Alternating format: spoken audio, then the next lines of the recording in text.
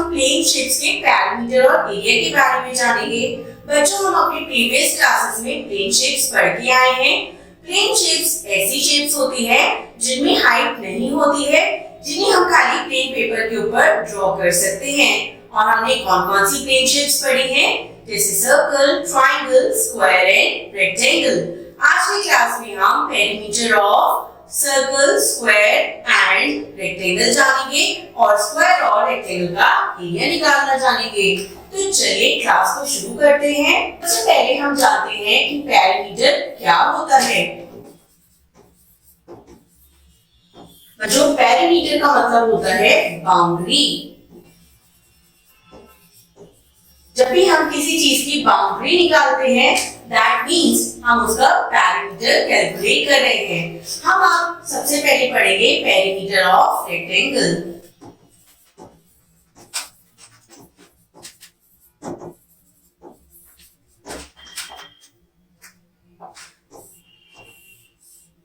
जो हमें पता है रेक्टेंगल की एक स्पेशल प्रॉपर्टी होती है कि रेक्टेंगल में ऑपोजिट साइड्स कैसी होती हैं, इक्वल होती हैं। AD और BC, AB साइड इक्वल होगी BC साइड के और AD साइड होगी BC साइड के इक्वल। तो बच्चों, ये होती है हमारी लेंथ, जो लॉन्गर साइड होती है, और जो शॉर्टर साइड होती है उसे हम कहते हैं ब्रेथ। तो ये लेंथ है तो सामने वाली भी लेंथ होगी, और ये ब्रेथ है तो लेफ्ट हैंड साइड वाली भी होगी हमारे पास ब्रेथ। अब मैं अगर आपसे कहूं कि आप मुझे इस फिगर का पेरीमीटर कैलकुलेट करके बताइए, तो बच्चों आप पेरीमीटर कैसे कैलकुलेट करेंगे?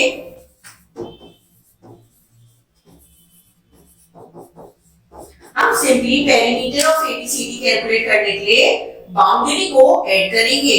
तो मैं AB plus BC plus CD plus AD करूंगी, है ना बच्चों? क्योंकि मैंने अभी बताया कि पेरीमीटर क्या होती है, ये होती है बाउंड्री। तो यानी AB, BC, CD and AD। तो ये आ गई है हमारे पास पेरीमीटर ऑफ ABCD। लेकिन मैम इसका कोई फॉर्मूला भी होता है या हम इसे ऐसे ही ऐड करते हैं? तो चलिए जानते हैं।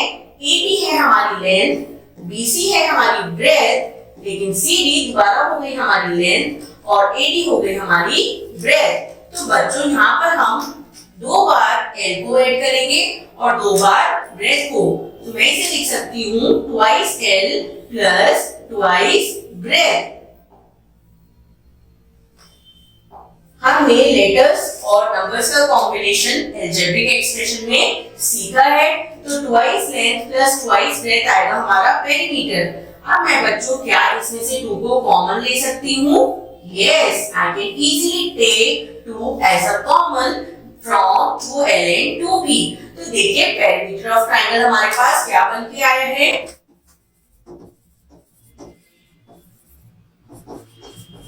हमारा पेरीमीटर ऑफ रेक्टेंगल है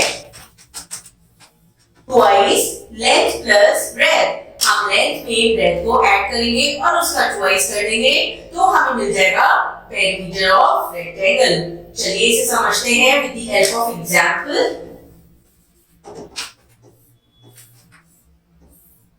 मेरे पास एक रेक्टेंगल है जिसका नाम है ABCD रेक्टेंगल। AB लेंथ है 6 सेंटीमीटर और BC ब्रेथ है 4 सेंटीमीटर। मुझे बच्चों क्वेश्चन गिवन है जिसमें लेंथ है 6 सेंटीमीटर एंड ब्रेथ है रेक्टेंगल की एज 4 सेंटीमीटर। अगर मुझे perimeter of the rectangle ABCD calculate करने के लिए कहा जाए, तो मैं कैसे करूंगी? Perimeter of ABCD rectangle. I am writing RECT for rectangle. तो चलिए फॉर्मूला लगाते हैं, ट्वाइस लेंथ प्लस ब्रेथ। तो देखिए बच्चों, अब हम अपनी वैल्यूज को पुट करेंगे। लेंथ है हमारे पास 6 और ब्रेथ है हमारे पास 4। सो पहले हम अपने ब्रैकेट्स को सॉल्व करेंगे। 6 plus 4 is 10। So 6 plus 4 आया हमारे पास 10. So 2 10s are 20. 20 सेंटीमीटर। हमें यूनिट्स लिखना जरूरी होता है जब भी हम पैरामीटर और एरिया को दिखाते हैं। तो बच्चों मैं यहाँ अपना फाइनल आंसर क्या लिखूंगी? Perimeter of rectangle ABCD। ABCD जो मेरा रेक्टेंगल है उसका पेरीमीटर कितना है? Is 20 centimetre. देखिए क्या ये मुश्किल टास्क है? बिल्कुल भी नहीं। हमें खाली लेंथ और ब्रेड्थ को ऐड करना है और फिर उसका ट्वाइस करना है तो हमें मिल जाएगी पेरीमीटर ऑफ द रेक्टेंगल। चलिए अब पढ़ते हैं पेरीमीटर ऑफ द स्क्वायर को। चलिए बच्चों अब हम पढ़ेंगे पेरीमीटर ऑफ स्क्वायर। अब हम स्क्वायर की प्रॉपर्टी जानते हैं। बच्चों स्क्वायर की क्या प्रॉपर्टी होती है? All sides are equal. हम अपनी प्रीवियस क्लासेस में कई बार पढ़ के आए हैं कि स्क्वायर में सभी साइड्स कैसी होती हैं? They are equal. तो चलिए अगर मैं आपसे स्क्वायर का पेरीमीटर कैलकुलेट करने के लिए कहूं तो आप क्या करेंगे?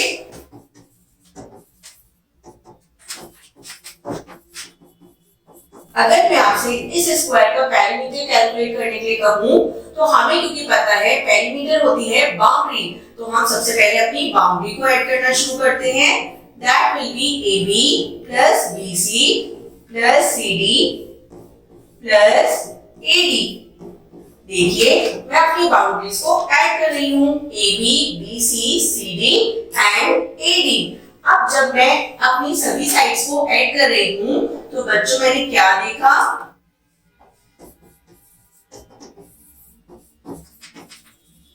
कि मेरी सभी साइड्स AB, BC, CD और AD ये सभी कैसी हैं? इक्वल हैं।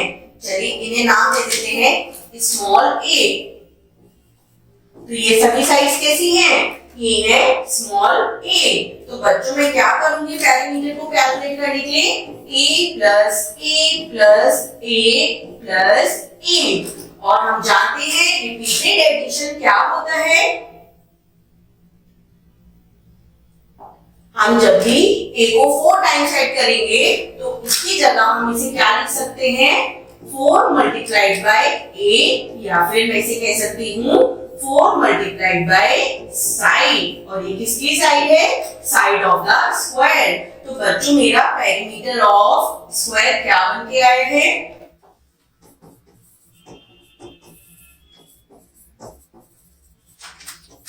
ये बन के आया है 4 मल्टीप्लाइड बाय साइड।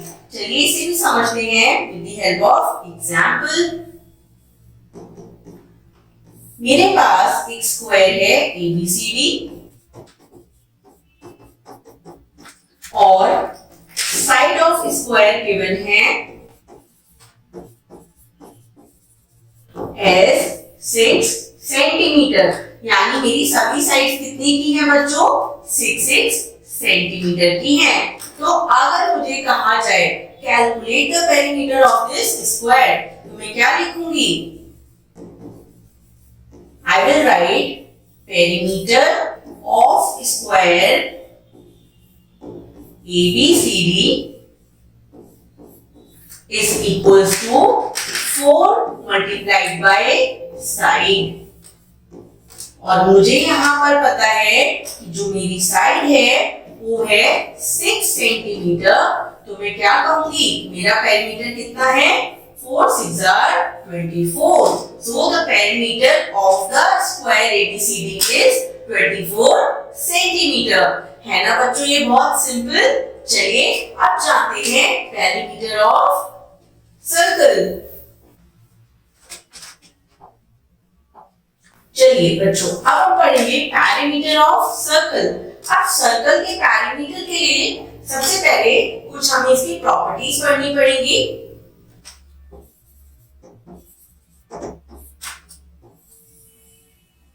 ये है बच्चों मेरा सर्कल और सर्कल का एक होता है सेंटर जिसे मैंने कहा है O। अब इस सेंटर से अगर मैं सर्कल की बाउंड्री तक एक लाइन ड्रॉ करती हूँ तो इस लाइन को मैं कहती हूँ रेडियस ऑफ द सर्कल। तो बच्चों any line segment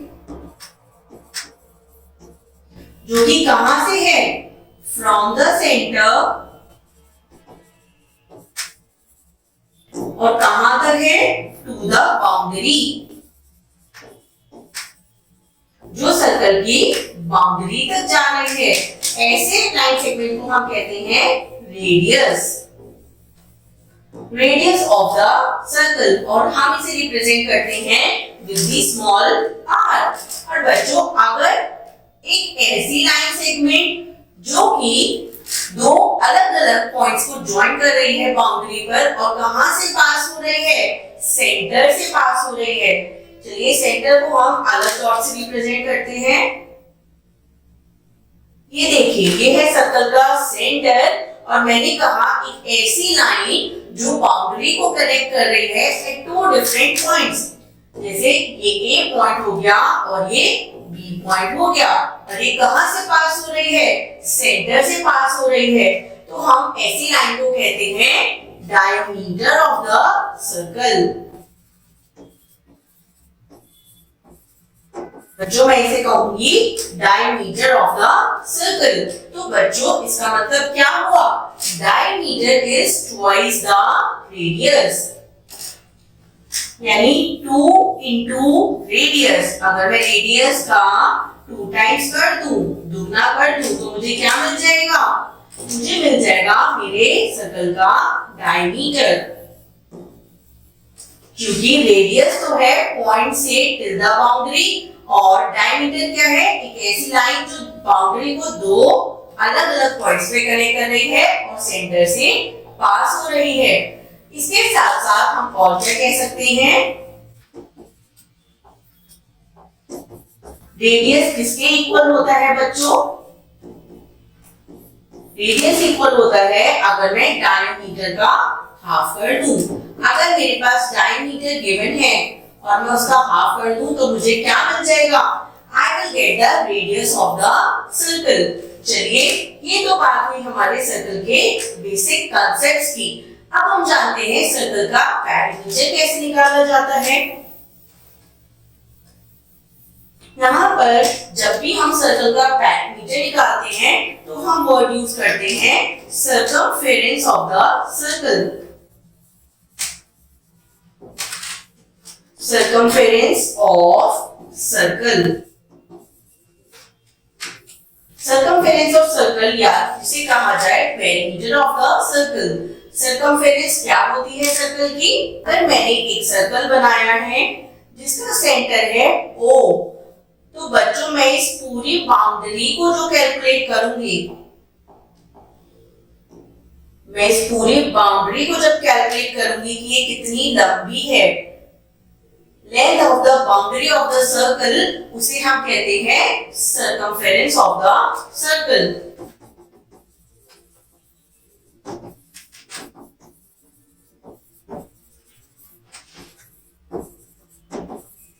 Length of boundary of circle is called as the circumference of the circle। चलिए देखते हैं circumference of the circle का क्या फॉर्मूला होता है।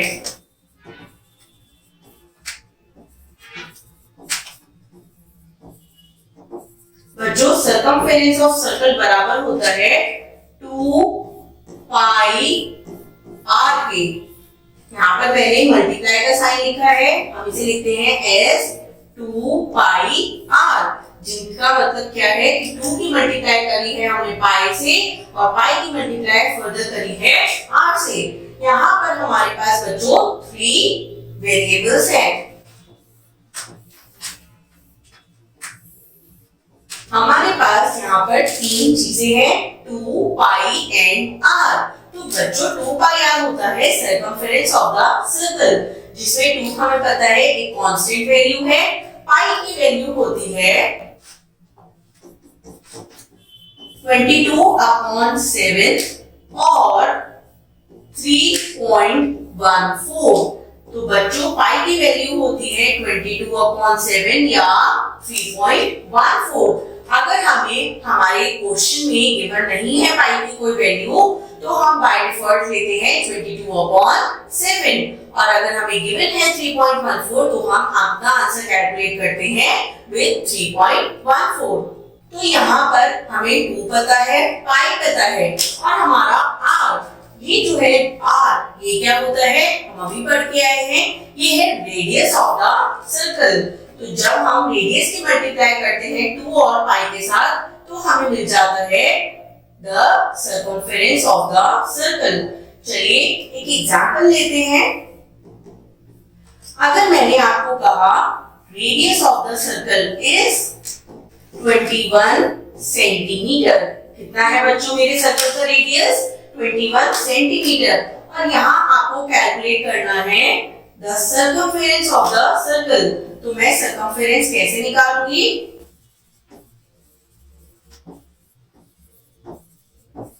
Circumference of circle will be 2 multiplied by 22 upon 7 multiplied by 21। तो बच्चों देखिए मैंने अपना फॉर्मूला एक्सपेंड किया है 2 पाई आर। 2 is 2, पाई की वैल्यू होती है 22 upon 7 और आर हमें गिवन था as 21। अब मैं कैंसिलेशन कर सकती हूँ, तो ये आ गया है 3 एंड अब मैं करूंगी 44 मल्टीप्लाइड बाय 3। 44 आया, 2 multiplied bye 22 is 44 and 44 multiplied by 3 is 132 centimetre. So the circumference of my circle is 132 centimetre. चलिए ये तो है हमारे बहुत इजी कांसेप्ट। अब हम डायमीटर की हेल्प से भी जानते हैं बच्चों कि हम अपने सर्कल के सर्कमफेरेंस को कैसे कैलकुलेट कर सकते हैं। बच्चों मैंने यहाँ पर जाना सर्कमफेरेंस ऑफ सर्कल है 2 पाई आर। तो अगर मैं सर्कमफेरेंस को 2 multiplied by R multiplied by pi करूं तो क्या ये मेरा फॉर्मूला गलत होगा? नो, क्योंकि हमें पता है मल्टीप्लिकेशन में होती है एसोसिएटिव प्रॉपर्टी। हम नंबर्स को अगर आगे पीछे शिफ्ट करते हैं, रीऑर्डर करते हैं, तो हमारे आंसर पर, हमारे प्रोडक्ट पर कोई फर्क नहीं पड़ता है। तो अगर मैं 2 multiplied by R multiplied by 2 multiplied by pi करूं तभी मेरा क्या आएगा? Circumference of circle. अब 2 मल्टीप्लाइड बाय आर बच्चों बनाता है d, क्योंकि हम पढ़ते आए हैं twice of R is radius, twice of R is diameter. तो डायमीटर इनटू पाई, जिसे मैं क्या लिख सकती हूँ? पाई d। ये भी क्या देगा? It will also give as the circumference of the circle। चलिए इसका भी एक एग्जांपल देखते हैं। अगर मुझे क्वेश्चन में रेडियस की जगह गिवन है diameter of circle is equal to 40 centimetre. बच्चों मुझे रेडियस नहीं गिवन था, मुझे गिवन था डायमीटर ऑफ द सर्कल। तो अब मैं अपना सर्कमफेरेंस कैसे कैलकुलेट करूंगी?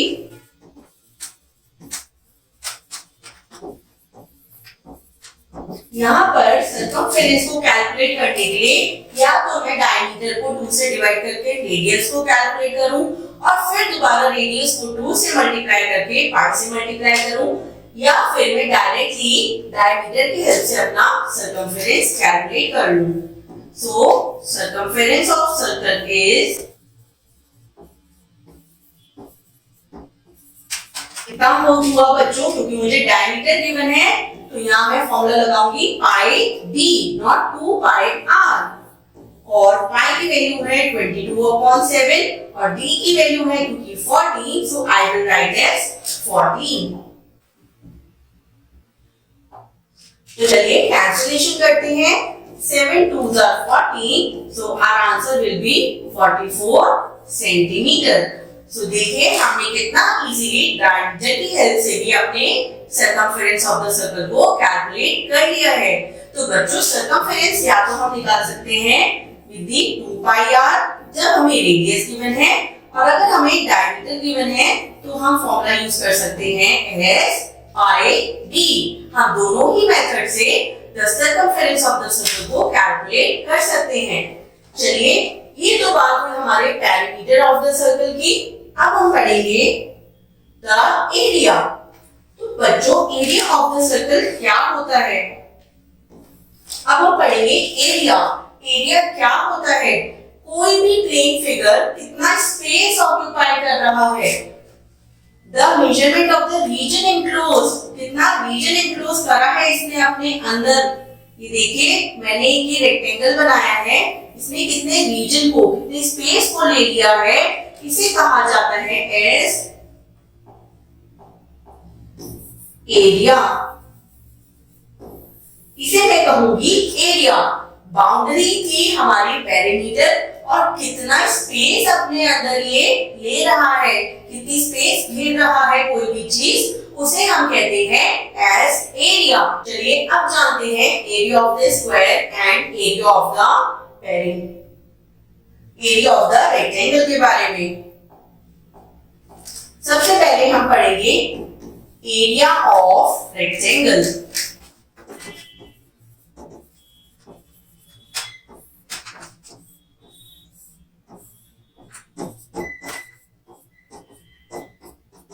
तो बच्चों हमें पता है ट्रायंगल में ऑपोजिट साइड्स कैसी होती हैं? इक्वल होती हैं। अभी जब हमने पेरीमीटर कैलकुलेट किया था तो हमने बाउंड्री की बात करी थी, लेकिन अब हमें चाहिए एरिया। अब हमें बात करनी है इसके इंटीरियर रीजन, कितना स्पेस ये ऑक्यूपाई कर रहा है। तो एरिया निकालने के लिए हम क्या करते हैं?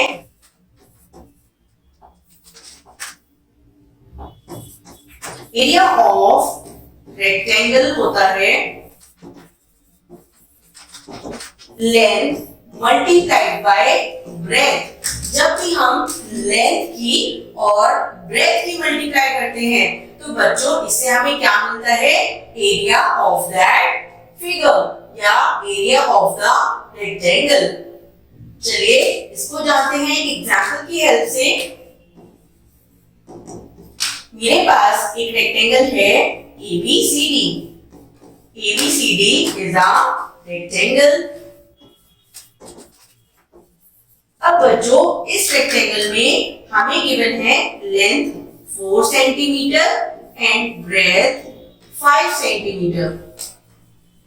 ABCD is a rectangle और उस रेक्टेंगल में लेंथ है हमारे पास 4 एंड ब्रेथ है 5 सेंटीमीटर।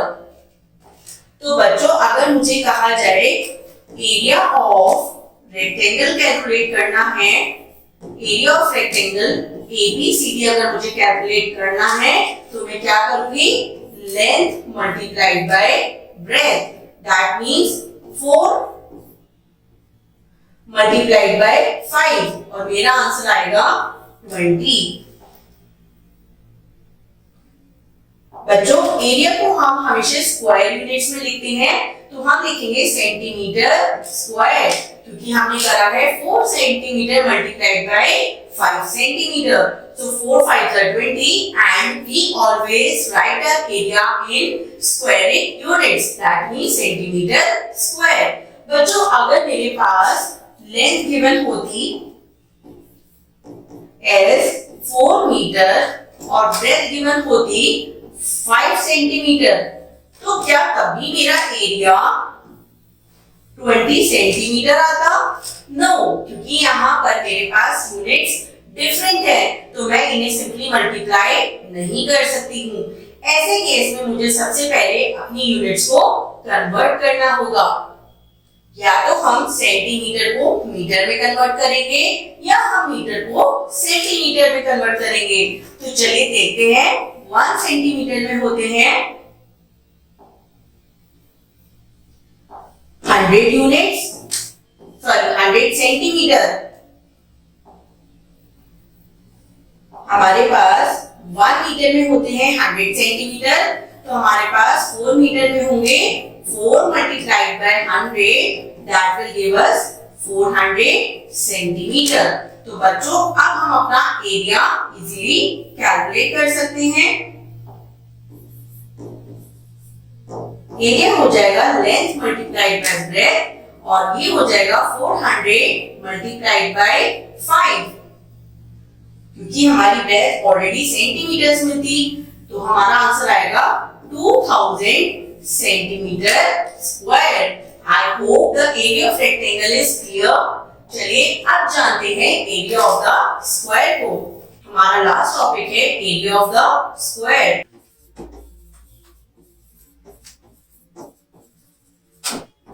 एरिया ऑफ स्क्वायर देखते हैं बच्चों। A B C and D, ये है हमारी साइड ए, ये भी है हमारी साइड ए, ये ए और ये ए, क्योंकि हम जानते हैं स्क्वायर में सभी साइड्स कैसी होती हैं, इक्वल होती हैं। So area of the square क्या बनेगा, ये बन के आएगा हमारे पास जैसे हमने करा था लेंथ मल्टीप्लाइड बाय ब्रेथ। अब क्योंकि बच्चों स्क्वायर में लेंथ और ब्रेथ दोनों सेम है, तो हम यहाँ पर करेंगे a multiplied by a, that will give us a square. तो बच्चों हमने जाना कि एरिया ऑफ स्क्वायर क्या होता है, साइड मल्टीप्लाइड बाय साइड, जिसे हम कह सकते हैं साइड स्क्वायर। चलिए इसे समझते हैं एक एग्जांपल की हेल्प से। ABCD is a square। ABCD हमारे पास एक स्क्वायर है और साइड ऑफ स्क्वायर है हमारे पास 6 सेंटीमीटर। हमसे अगर एरिया पूछा है, एरिया ऑफ द स्क्वायर हमसे कहा है निकालने के लिए, तो बच्चों हम फॉर्मूला लगाएंगे S side multiplied by side. तो बच्चों मेरी साइड कितनी है 6 मल्टीप्लाइड बाय 6, तो मुझे आंसर मिलेगा एस 36 सेंटीमीटर स्क्वायर, क्योंकि मेरी जो साइड 6 थी ये थी सेंटीमीटर में, तो मेरा आंसर आ जाएगा एस 36 सेंटीमीटर स्क्वायर।